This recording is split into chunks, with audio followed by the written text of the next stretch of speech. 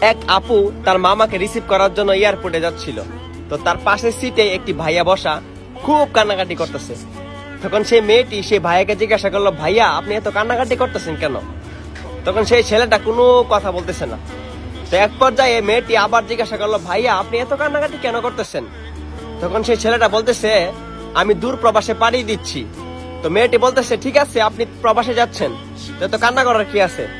তখন ছেলেটি বলতেছে, আমি দেশের বাইরে যাব, দেশের বাইরে যাওয়ার 40 মিনিট আগে আমার মা মারা গেছে, কিন্তু আমি যে এখন আমার মাকে রেখে আসছি, আমার খুব কষ্ট লাগতেছে।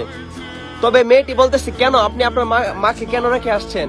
আপনি চাইলে তো আরো পরে আসতে পারতেন।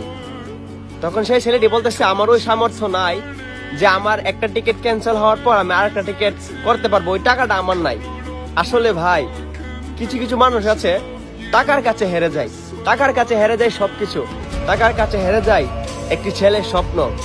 আসলে কতটা কষ্ট নিয়ে ছেলেটা কান্নাকাটি করতেছে, মানে কতটা কষ্ট নিয়ে একটা ছেলে প্রবাসের মাটিতে আসে, একমাত্র তারাই বুঝে যারা এখানে আসে।